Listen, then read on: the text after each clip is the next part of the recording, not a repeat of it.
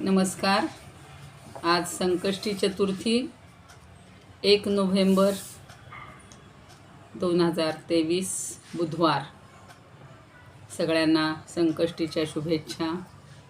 कारण सगळ्या देवतांचं मूळ आपण गणपतीची प्रार्थना करत असतो. कुठलेही कार्य आपलं सिद्धीला जाण्यासाठी त्याची प्रार्थना करणं आवश्यक असतं आणि त्यालाच आपण परब्रह्म स्वरूपात जसं ह्याला पांडुरंगाला पाहिलेलं आहे तसंच मागे मी एकदा गणपती स्तव आपण गणपतीच्या वेळेला म्हणलेली होती वेगवेगळी स्तोत्र. आज पण गणपतीचं स्तवन करणार आहे. आपली रोजची प्रार्थना झाली की वसुदेव सुतं देवं कंसचाणूरमर्दनं देवकी परमानंदं कृष्णं वंदे जगद्गुरुं. गुरुर्ब्रह्मा गुरुर्विष्णू गुरुर्देवो महेश्वरः गुरुः साक्षात् परब्रह्म तस्मै श्री गुरवे नमः. शांताकारं भुजगशयनं पद्मनाभं सुरेशं विश्वाधारं गगनसदृशं मेघवर्णं शुभांगं लक्ष्मीकान्तं कमलनयनं योगिभिर्ध्यानगम्यं वंदे विष्णुं भवभयहरं सर्वलोकैकनाथं. यं ब्रह्मा वरुणेन्द्र रुद्रमरुतस्तुन्वन्ति दिव्यैस्तवैर्वेदैः साङ्गपदक्रमोपनिषदैर्गायन्ति यं सामगाः. ध्यानावस्थिततद्गतेन मनसा पश्यन्ति यं योगिनो यस्यान्तन्न विदुःसुरासुरगणा. देवाय तस्मै नमः. देवाय तस्मै नमः. तर श्री व्यासांनी रचलेलं गणपती स्तवः अशा नावाचं स्तोत्र आहे. आत्ता मी म्हटलं तसं कार्यादौ मंगलं कुर्यात, म्हणजे कार्याची सुरुवात करण्यापूर्वी प्रारंभ करण्यापूर्वी गणपतीचं स्तवन करायला पाहिजे, मंगलाचरण करायला पाहिजे. आणि गणेश हा तर मंगलमूर्ती आहे. या स्तोत्रात गणेशाला वंदन केलं आहे. हा गणेश निर्गुण निराकार परब्रह्म स्वरूप आहे. भारतीय संस्कृतीचं हे वैशिष्ट्य आहे की साधकाला सगुणाकडून निर्गुणाकडे प्रवास हा या संस्कृतीत आपल्या सांगितलेला आहे. आणि या स्तोत्रातील गणपती हा जन्मरहित आहे, निर्विकल्प आहे, निराकार आहे, निर्गुण आहे, पूर्ण अद्वैत या ठिकाणी सांगितलेलं आहे आणि चिदानंद स्वरूप आहे, म्हणजे जगाचं कारण आहे. निर्गुणाची जी जी विशेषणं आहेत ती सगळी गणेशाला लावलेली आहेत. आणि शेवटच्या श्लोकात तर म्हटले की अज्ञानानं आम्ही अगदी सगळे भ्रांत झालो आहोत, पण गणेशा तुझ्या चरणापासून अनंत काळ दूर गेलो होतो, आता तुझ्या चरणाशी आलो आहोत, तरी आम्हाला विश्वाचं पोषण करणाऱ्या गणेशा तू आमचं रक्षण कर. असं हे स्तोत्र आहे. अजन्निर्विकल्पं निराकारमेकं निरानन्दमानन्दमद्वैतपूर्णं परं निर्गुणं निर्विशेषं निरीहं परब्रह्मरूपं गणेशं भजेम. गुणातीतमानं चिदानन्दरूपं चिदाभासकं सर्वगं ज्ञानगम्यं मुनिध्येयमाकाशरूपं परेशं परब्रह्मरूपं गणेशं भजेम. जगत्कारणं कारणज्ञानरूपं सुरादिं सुखादिं गुणेशं गणेशं जगद्व्यापिनं विश्ववन्द्यं सुरेशं परब्रह्मरूपं गणेशं भजेम. रजोयोगतो ब्रह्मरूपं श्रुतिज्ञं सदा कार्यसक्तं हृदाचिन्त्यरूपं जगत्कारणं सर्वविद्यानिदानं परब्रह्मरूपं गणेशं नतास्मः. सदा सत्ययोग्यं मुदा क्रीडमानं सुरारिं हरन्तं जगत्पालयन्तम् अनेकावतारं निजज्ञानहारं सदा विश्वरूपं गणेशं नमामः. तमो योगिनं रुद्ररूपं त्रिनेत्रं जगद्धारकं तारकं ज्ञानहेतुम् अनेकागमैस्वयंजनं बोधयन्तं सदा सर्वरूपं गणेशं नमामः. नमोस्तोमहारं जनाज्ञानहारं त्रयीवेदसारं परब्रह्मसारं मुनिज्ञानकारं विदूरे विकारं सदा ब्रह्मरूपं गणेशं नमामः। निजैरौषधीस्तर्पयन्तं कराग्रैकराद्यैः सुरौघान् कलाभिः सुधास्राविणीभिः दिनेशांशु सन्तापहारं द्विजेशं शशाङ्कस्वरूपं गणेशं नमामः। प्रकाशस्वरूपं नमो वायुरूपं विकारादिहेतुं कलाभारभूतम् अनेकक्रियानेकशक्तिस्वरूपं सदा शक्तिरूपं गणेशं नमामः। प्रधानस्वरूपं महत्तत्त्वरूपं धराचारिरूपं दिगेशादिरूपम् असत्सत्स्वरूपं जगद्धेतुरूपं सदा विश्वरूपं गणेशं नता स्मः। सदा विश्वरूपं गणेशं नता स्मः।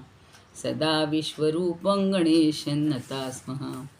त्वदीये मनस्थापयेदङ्घ्रियुग्मे जनो विघ्नसङ्घातपीडां लभेत।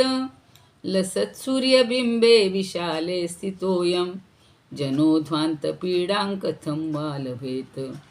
वयं भ्रामिता सर्वथा ज्ञानयोगात् अलब्धास्तवाङ्घ्रिं बहून् वर्षपूगान् इदानीमवाप्तास्तवैव प्रसादात् प्रपन्नान् सदा पाहि विश्वंभराद्य। प्रपन्नान् सदा पाहि विश्वंभर प्रपन्नान् सदा पाहि विश्वंभराद्य। काल आपण 2 श्लोक पहिले पाहिलेले होते की पुन्हा मी महाबाहो तुला प्रिय असं वचन सांगतो, तुझ्या हिताच्या दृष्टीनं सांगतो आणि जे माझं अत्यंत रहस्ययुक्त असं वचन आहे ते तू ऐक। कारण का की हे माझं जे काही रूप आहे याबद्दल सुरांच्या म्हणजे देवगणांना, देवांच्या समूहालाही ते माहीत नाही। महर्षीगणही माझं हे रूप काही जाणत नाहीत, कारण मी सगळ्यांचं आदी कारण आहे। असे 2 श्लोक काल आपण पाहिले। आता 3ऱ्या श्लोकात काय म्हणतायत, मी कसं आहे। कसं असतं, एखादी गोष्ट एकदा सांगितली ना तर त्यातली सगळ्यांना काही 100% लक्षात येत नाही। कुणाला 5% येईल, कुणाला 25% येईल, कुणाला 50, कुणाला 75, एखाद्याला 100% समजतं। म्हणून पुन्हा पुन्हा बघा, गुरु असतील ते पुन्हा पुन्हा समजावून देतात। वेगवेगळ्या उपनिषदांमध्ये वेगवेगळ्या गोष्टींच्या रूपातनं हे सगळं सांगितलेलं आहे। तसंच आता भगवंत काय म्हणतात, यो मामजमनादींच वेत्ति लोकमहेश्वरम असम्मूढसमर्त्येषु सर्वपापैः प्रमुच्यते। कारण कालच्या ह्याच्यात म्हणलं होतं अहम आदिर्हि देवानां, मी सगळ्या देवांचा आदी कारण आहे। पण हे काही कुणी ओळखतच नाहीत, ते आता या श्लोकात सांगतात। यो म्हणजे यहा, यहा म्हणजे जो, विसर्गाचा ओ होतो, एवढा नियम आता तुमच्या लक्षात बसलाय। माम म्हणजे मला, तिथे संधी आहे अजम अनादिन च, म्हणजे मी अजम आहे। अजम म्हणजे जन्माला न येणारा, जन्मरहित। आणि अनादी, अनादी म्हणजे आदिरहित, मला आदी नाही आहे। आपल्या सगळ्यांना तारीख, जन्मतारीख माहिती आहे। एखाद्याला अगदीच माहिती नसेल, आईवडिलांनी समजा लहानपणी सांगितली नसेल आणि शाळेमध्ये जी सांगितली असते 20 जून 15 जून, शाळेच्या नुसार तारखा खूप जणांच्या सांगितल्या जायच्या। पण आपल्याला आदी आहे, तारीख आहे, सुरुवात आहे। भगवंताला सुरुवात नाही। आणि अनादींच, अनादी येतो वेत्ति लोक महेश्वरम, लोकांचा जो महान ईश्वर आहे तो फक्त हे तत्वतः जाणतो। कारण तो काय करतो, 6 मर्त्येषु, मर्त्येषु म्हणजे मर्त्य माणसांमध्ये, मनुष्यांमध्ये ज्ञानी येतो। वेत्ती म्हणजे जाणतो।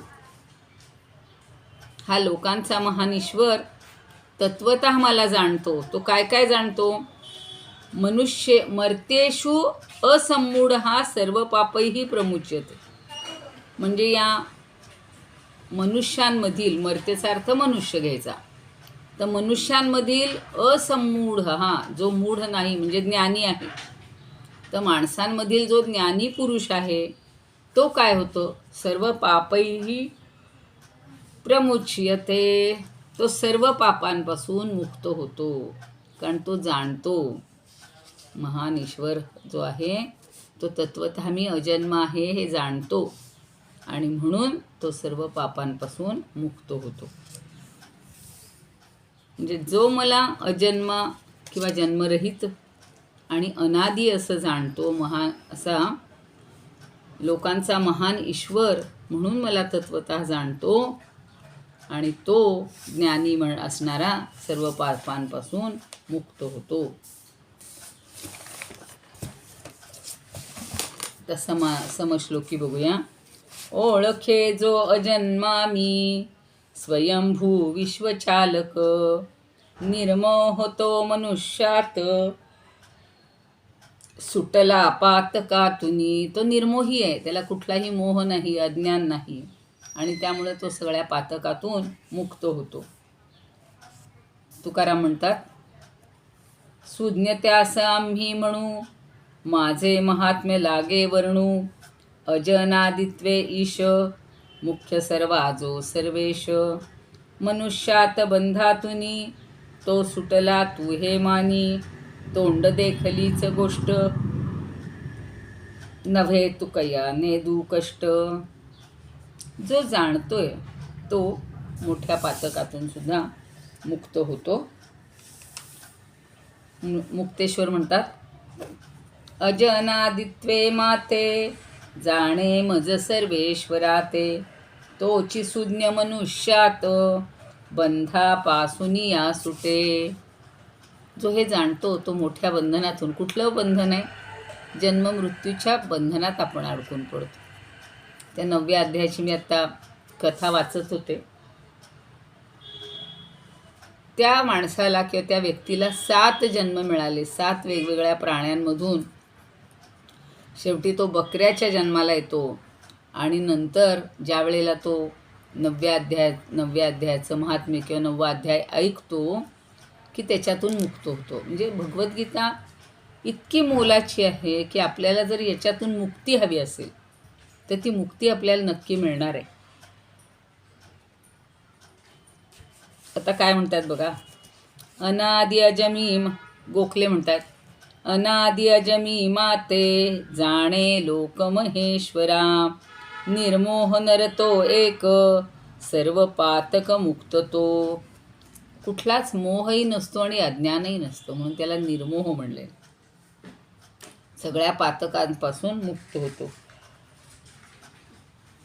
सेनापती बापट म्हणतात, जो जाणे मी आदिहीन, लोकांचा ईश थोर मी, तो अमूढ मानवात, पापापासून मुक्त हो. आता नंदापुरे म्हणतात, अनादि अजमी लोकेश्व महेश्वर, अनादि अजमी लोक महेश्वर, जो मज ऐसे जाणतसे, मर्त्य नरामधी ज्ञानवंत तो, पापापासून मुक्त असे. हरिपंडित म्हणतात, मी अनादि अजमी अविनाशी, मी नियामक धनी सकळांसी, या परी सुदृढ बुद्धी जयाची, पातके जळती सर्वतयाची. पाप नष्ट झाला, पण पुण्यात्मा झालो की झालं, मग आपल्याला मुक्तीला काही वेळ लागत नाही. शंकराचार्य काय म्हणतात बघूया. मी जन्मशून्य म्हणजे जन्मरहित, अनादि आहे, म्हणून महर्षी किंवा देव यांचं सुद्धा मी आदी कारण आहे. हे कालही पाहिलेलं होतं. आणि माझ्याशिवाय अन्य कोणतंही आदी कारण नाही, म्हणून मी अजादी आणि अनादी आहे. या प्रकारे जो मला जन्मरहित, अनादी आणि लोकांचा महान ईश्वर, अज्ञान आणि त्यापासून निर्माण होणारे कार्य यापासून अलिप्त आहे, म्हणजे चतुर्थ अवस्थायुक्त आहे, असं जो मानतो, मनुष्यामध्ये जे ज्ञानी लोक मोहरहित श्रेष्ठ पुरुष आहेत ते जाणीवपूर्वक किंवा अजाणतेपणे घडलेल्या सर्व प्रकारच्या पापापासून मुक्त होतात. मुख्य मी सगळ्यांचा ईश्वर आहे, महान ईश्वर आहे हे समजलं पाहिजे. सगळ्यापासून मी अलिप्त आहे हे समजलं पाहिजे. मी मोहरहित आहे हे ज्ञान त्याला व्हायला पाहिजे. आणि ते झालं की तो सगळ्या पापापासून मुक्त होतो असं शंकराचार्य म्हणतात. तर बावकर काय म्हणतात बघूया.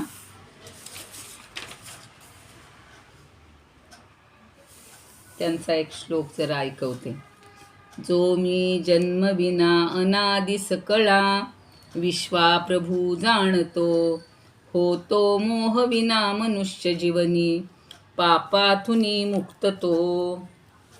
तर हे सगळे जे भूभवती म्हणजे होणे असणे यापासून पुढं म्हणलेले वेत्ती. वेत्ती म्हणजे जाणतो. तर वेत्ती या शब्दाचे किती अर्थ होतात बघा. जाणतो म्हणजे जाणणे, समजणे, शिकणे, विचार करणे, वाटणे आणि अनुभव घेणे, एवढे 6 अर्थ त्याचे होतात वेत्तीचे. म्हणजे जो जाणतो, जो समजतो, जो शिकतो, जो विचार करतो, ज्याला काही वाटतं आणि अनुभव येतो, असा जो आहे तो या सगळ्या पापापासून मुक्त होतो. नुसतं आपल्याला समजून उपयोग नसतो, जाणून उपयोग नसतो, तर ते समजावं लागतं. काही जण म्हणतात हे आत्ता हे शिकवलेलं समजलं का, जाणलं का. हो, लोक म्हणतात जाणलं. पण समजलं का, नाही, जेवढं समजलं नाही. आता ते स्वामी आम्हाला शिकवतात कीर्तनामध्ये वेगवेगळे तालबिल, ते म्हणतात लक्षात आले का. सगळे म्हणतात परत एकदा करून दाखवा. म्हणजे नसतंच लक्षात आलेलं, कारण आपण तेवढं कॉन्सन्ट्रेशन करत नाही. आपल्याला तो विषय नवीन असतो. शिवाय सांगितल्या गोष्टीवर पुन्हा आपण विचार करायला पाहिजे आणि मग आपल्याला अनुभव आला पाहिजे. एवढं सगळं व्यक्तीमध्ये सामावलेलं. आणि महापरमात्मा परमेश्वर जन्मरहित आहे, तो सर्वांचा प्रभू आहे. याची आपल्याला अनुभूती कधी येईल. अनुभूती आपण जेव्हा व्यक्ती होऊ, व्यक्ती म्हणजे सगळं जाणून त्याचा अनुभव घेऊ, त्यावेळेला आपल्याला हे सगळं समजेल. आणि परमेश्वराला जाणण्याचा प्रयत्न करणारे खूप थोडे आहेत. म्हणून एका मागच्या 7व्या अध्यायात म्हणलेलं आहे बघा. मनुष्याणाम सहस्रेषु कश्चिद यतती सिद्धये. सिद्धये म्हणजे सिद्धी प्राप्त होण्यासाठी, म्हणजे जाणण्यासाठी. सहस्र हजारो लोकात एखादा निर्माण होतो, एखादा प्रयत्न करतो. आणि पुन्हा त्या प्रयत्न करणाऱ्यांमध्ये सुद्धा कश्चिन माम वेत्ती तत्वतः, मला तत्वतः जाणणारा एखादाच असतो. वेत्ती हा शब्द तिथे आलाय, म्हणून पुन्हा एकदा समजून घ्या की हे खूप नीट समजून घेणं आणि त्याचा पुन्हा अनुभव घेणं. ते स्वरूपानंदांची भूपाळी आहे ना, त्याच्यामध्ये ते सांगतात, हरिमय होऊ नये, हरिमय जाणू दे. सगळ्या नरनारी किंवा सगळे प्राणी हे हरिमय आहेत, हे मला अनुभवायला पाहिजे, हे समजलं पाहिजे. म्हणून वेत्ती हे म्हटलेले. आणि सोहम घोषची घुमत राहा हवा मानस गाभारी. आपल्या मनामध्ये तो परमात्मा म्हणजे मीच आहे अशी जेव्हा धून वाजेल, असं जेव्हा सतत भासेल, असं जेव्हा जाणवेल, त्याला वेत्ती असं म्हणायचं. पुष्कळ आता ग्रंथ भरपूर आहेत. आता कोणी काल म्हणलं की हा क्लास झाल्यावर आम्ही परत अजून कुठला तरी क्लास करतो. कारण अनेक जण सांगणारे आहेतच हो, पण त्याचा अनुभव घेणारे किती जण आहेत, खूप थोडे असतात. आता भगवंताचे वेगवेगळे भाव आहेत. आपण याच्यामध्ये 16व्या अध्यायातही पाहणारच आहोत, किंवा आत्तासुद्धा सगळे त्याच्या विभूती पाहणार आहोत.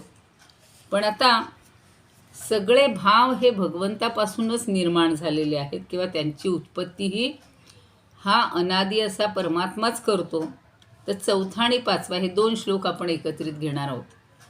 बुद्धिर्ज्ञानमसम्मोहः क्षमा सत्यं दमः सुखं दुःखं भवो भावो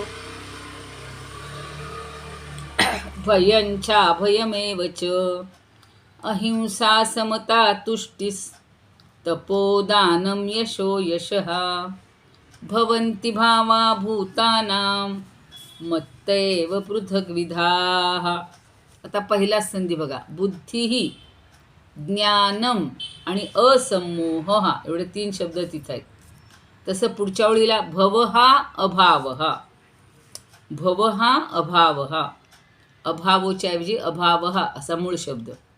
आणि पुढे च अभयम एव, च अभयम एव. आणि पुढच्यामध्ये तुष्टिही तपहा, यशहा अयशहा. बाकी कुठे संधी नाही आहेत. आता याचे एकेकाचे आपल्याला अर्थ बरेचसे माहिती आहेत.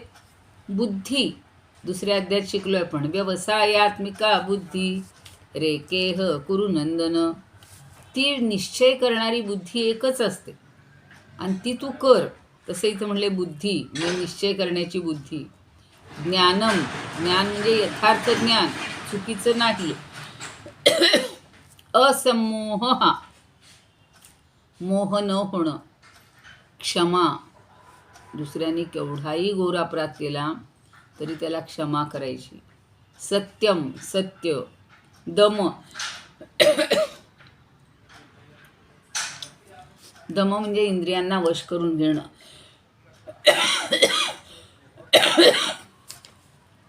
शम,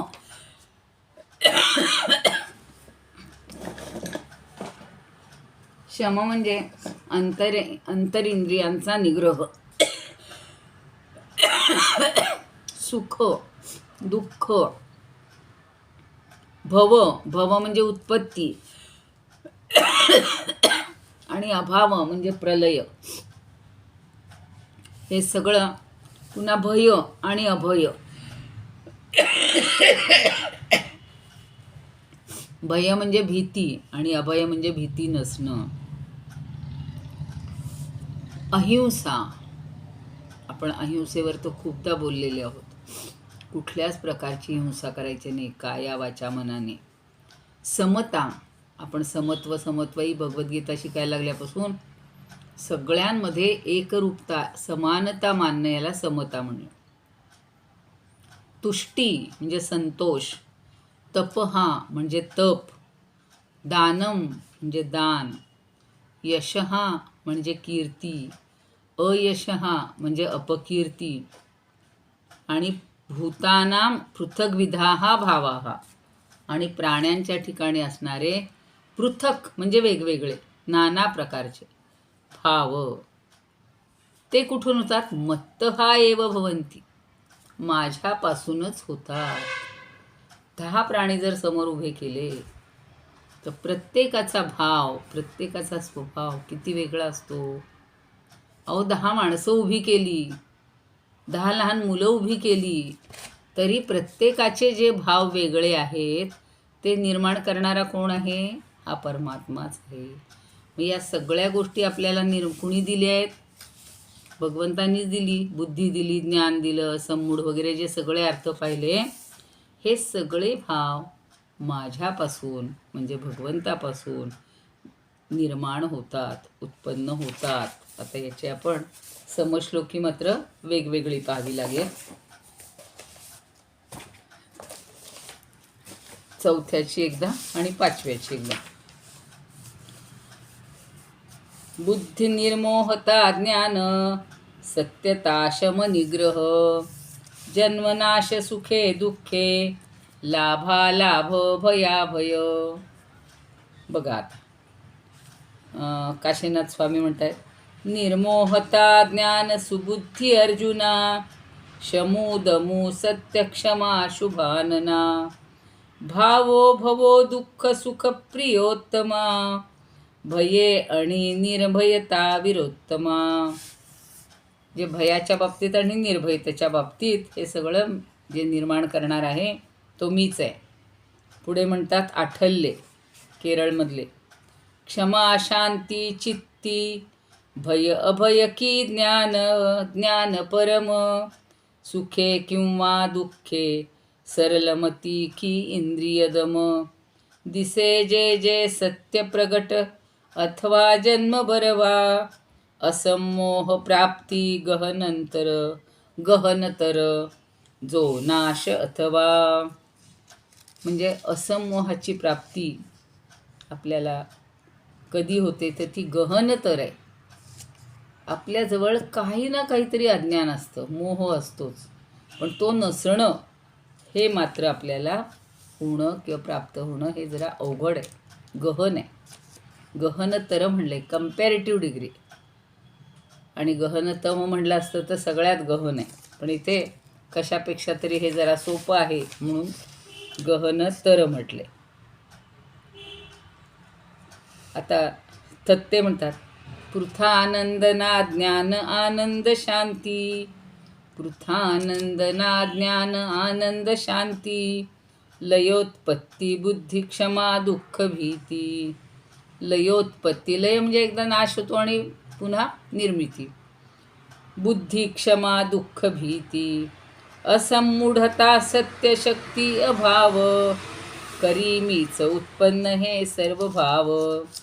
आणि देशपांडे म्हणतात नाशमोहाचा ज्ञानबुद्धी हेही, क्षमा शमदम सुख दुःख जाणतेही, सत्य जगदुद्भव विनाशही त्याचा, मनातील भीती नाशही तियेचा.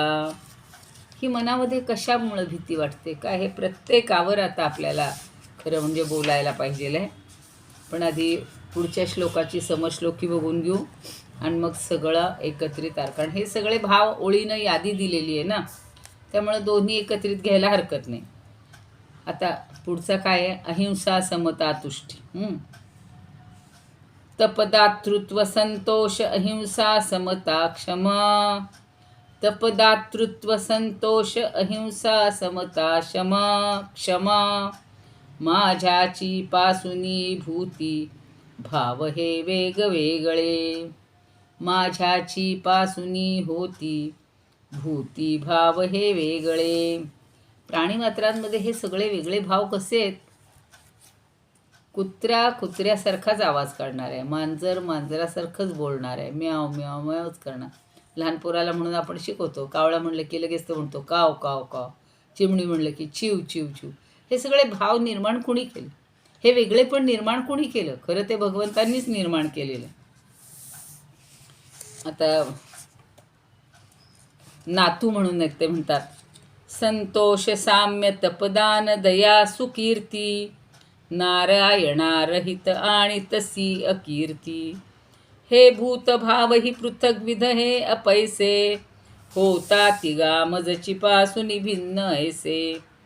मराठी म्हणतात असंतोष संतोष दातृत्वताही, अहिंसा क्षमानी तपस्या ही राही, अशा जीवभावास माझ्या तुनिया, असे जन्म यासी सख्या पार्थ राजा. निंबकर म्हणून आहेत ते म्हणतात अहिंसा समादृष्टी संतुष्टताही, तपस्या दातृत्व सिद्धी असिद्धी, जनी दृष्टीला येत जे भाव भिन्न, तया होय उत्पत्ती माझे मधून. प्रत्येकाचा वेगळा भाव हा कशापासून निर्माण होतो तर माझ्या ठिकाणाहूनच होतो. म्हणजे हे सगळी जी व्हरायटी आहे, विविधता आहे, ती निर्माण करणारा मात्र हा एकच आहे, चालक आहे, तो निर्गुण आहे, निराकार आहे, पण तो सगळं हे निर्माण करतोय. आता हे काय म्हणतात बघूयात शंकराचार्य, की अत्यंत सूक्ष्म वस्तूचं ज्ञान करून घेण्याचं जे अंतःकरणाचं सामर्थ्य आहे त्याला बुद्धी असं म्हणतात. अत्यंत सूक्ष्म गोष्टी त्या बुद्धीला कळतात. आणि ज्ञान आत्मविषयक प्रबोधन, असमोह ज्ञान म्हणजे आत्म्याविषयाचं सगळं जे काही ज्ञान आहे ते, असमोह म्हणजे जाणण्यास योग्य अशा पदार्थांच्या लाभानंतर निर्माण होणारा विवेक किंवा विवेकाची प्रवृत्ती, असमोह हा. आणि पुढं म्हणले क्षमा, म्हणजे कुणाकडूनही निंदा होऊ, स्तुती होऊ किंवा मार मिळू, चित्तावर कुठलेही विकृत परिणाम होऊ, पण ते वाटून घ्यायचं नाही, त्याला ते ऐकवायचं नाही. याला क्षमा म्हणले. पुढं म्हणले सत्य. आता सत्य हे पाहायचं पण आहे, ऐकायचं पण आहे, अनुभवायचं पण आहे आणि आपण अनुभव घेतला तसा दुसऱ्याला सांगायचं पण आहे. इतकं प्रकारे सत्याचं आहे. दम. दम म्हणजे बाह्य इंद्रिय आपले जे चक्षु, श्रोत्र, घ्राणेंद्रिय, रसना, हे सगळे बाह्य इंद्रिय आहेत. आणि त्वचा, या सगळ्यांचा निग्रह करणं, त्याला दम म्हटले. आणि शम म्हणजे अंतःकरणाचा निग्रह. आतून एकदा पक्का निर्णय केला ना, मग बुद्धी आपली काही किंवा मनसुद्धा कुठेही अडखळत नाही. आणि शेवटचं सुखम दुःखम. सुख जे मनाला आल्हाद देतं आणि दुःख म्हणजे संताप देतं. शिवाय भव म्हणजे उत्पत्ती आणि अभाव म्हणजे नाश. तसंच भय आणि अभय. इथपर्यंत यादी सांगितलेली आहे. 1 2 3 4 5 6 7 8 9 10 11 12 आणि 13 गोष्टी सांगितल्या. आता पुढच्या श्लोकातलं बघूया. अहिंसा, समता, तुष्टी. त्याचे आपण घेतले नाही, समश्लोकी घेतलेली आहे. आता फक्त त्याचा अर्थ बघायचा आहे. अहिंसा, समता म्हणजे समभाव, तुष्टी म्हणजे संतुष्टता, तप, दान, यश आणि अपयश, या सगळ्याच्या गोष्टी आहेत. या सगळ्या माझ्यापासूनच होतात, भगवंत सांगतायत. प्राणी मात्रांना कुठल्याही प्रकारची पीडा न करणं, म्हणून त्याला म्हटलेलं होतं समता, अहिंसा. आणि पुढचं आहे समता. समता म्हणजे समभाव. मी श्रेष्ठ, तो कनिष्ठ, मी असा, तो तसा, हे काही भाव नाही, सगळे समान आहोत. म्हणून म्हणतात ना, या सृष्टीची सगळी लेकरं ही परमात्म्याचीच आहेत आणि त्यामुळं तो सगळ्यांवर समान प्रेम करतो. समभाव. तुष्टी, जे काही मिळेल, जेवढं मिळाले ना त्याच्यात समाधान, याला तुष्टी म्हणतात. आणि तप, काय काय प्राप्त करायचं आहे. ज्ञानासाठी तप आहे, धनासाठी तप आहे, अशी सगळ्या ज्या गोष्टी करतो आपण भगवंताला प्राप्त करण्यासाठी, विविध व्रत, हे सगळं तपामध्ये येतं. आणि दान, शक्तीनुसार दुसऱ्याला काही द्या, वस्तू द्या, पैसे द्या, कपडे द्या. पण काल बघा एक जणांनी सांगितलं की अन्नदानम परमदानम. अन्नदान हे सगळ्यात श्रेष्ठ आहे. खूप छान उदाहरण दिले बघा. आपल्याला माहिती आहे की ते राजसूय यज्ञ वगैरे के सगळे झाल्यानंतर एकदा सगळ्या ह्या 5 पांडवांना आणि कर्णाला, दुर्योधन, सगळे इंद्राच्या दरबारात जातात. आणि तिथं गेल्यानंतर काय होतं, तर जेवायला वाढतात. पण आता आपण कसं करतो बघा, 10 पाहुणे आले तर 10 पाहुण्यांना एकच पक्वान्न करू किंवा 2 करू, पण ती सगळ्यांना वाढवू. त्यांनी तसं नव्हतं केलेलं. आता फॉर एक्झाम्पल देणार आहे, मागं पुढं होऊ शकतं. पहिला कोण आहे, युधिष्ठिर. त्याला बुवा श्रीखंड, तर त्याला किती लागल, पावशेर, अर्धा किलो, काय किलो, ते एकट्यापुरतं फक्त श्रीखंड. भीमाला मस्तपैकी सगळे लाडू. नंतर अर्जुनाला वेगळी बासुंदी सत्वयुक्त. नकुल, सहदेव, त्यांना वेगवेगळी गुलाबजाम आणि काय, असं प्रत्येकाला वेगवेगळं ताटात वाढलं बघा. आणि त्यानं मागितलं की त्याचं संपलं की पुन्हा त्याला तीच वस्तू मिळणार. एखाद्यामुळे जरा बघू त्यांच्याची टेस्ट मला नाही मिळणार. आणि कर्ण पण बसलेलं, दुर्योधनाला असंच काहीतरी त्याच्या आवडीचं दिलं जातं. आणि कर्ण बसलेला असतो. कर्ण बघतोय, कुणाला बासुंदी, कुणाला लाडू, कुणाला गुलाबजाम, कुणाचं काय श्रीखंड. आणि याच्या पानात मात्र रत्न, माणकं, मोती, सोनं, हे सगळं. त्याला तर कडकडून भूक लागलेली असते. तर म्हणे मला का नाही वाढत आहे त्यातलं काही. नाही म्हणे, तुझ्यासाठी इंद्रदेवांनी सांगितले हिरे माणके हेच, कारण तो दानशूर आहे ना, दान करण्यात शूर होता तो. स्वतःची कवच सुद्धा त्यानं दिलेलं आहे बघा, कवच कुंडल, इतका तो दानशूर आहे. तो नाराज होतो, सगळ्यांची पोटं भरतात, हा उपाशी कशी खाणार रत्नन माणकं. मग तो विचारतो की माझं काय चुकलंय, का नाही मला जेवायला देते. तर म्हणे तू आजपर्यंत इतकं दान केलं, दानशूर म्हणून प्रसिद्ध आहेस, पण तू कधी अन्नदान केलं नाहीस. आणि अन्नदान का श्रेष्ठ आहे ते फार छान मला कळलंय. काय की अन्नेन क्षणिका तुष्टी, पण तृप्ती मिळते आपल्याला. आपला जो काही कोटा असेल, कोणाचा 2, कोणाच्या 4, कोणाला 1, अर्धी पोळी भाकरी जे खाऊ आणि भात वगैरे जे काय खाऊ, पक्वान्न खाऊ, ते खाल्ल्यावर आपल्याला एकदम तृप्तीचा ढेकर येतो आणि आपण म्हणतो आता बस, पुन्हा काही नको. अगदी पुन्हा जरी पंचपक्वान्न कोणी दिली तरी नको. म्हणून अन्नाने ही तृप्ती होत असते. तर तशी तृप्ती आपल्याला व्हायला पाहिजे. आणि अशा ह्या गोष्टी सगळ्या याच्यामध्ये सांगितलेल्या आहेत. थांबूया इथंच. योगेशं सच्चिदानंदं वासुदेवं व्रजप्रियं धर्मसंस्थापकं वीरं कृष्णं वन्दे जगद्गुरुं.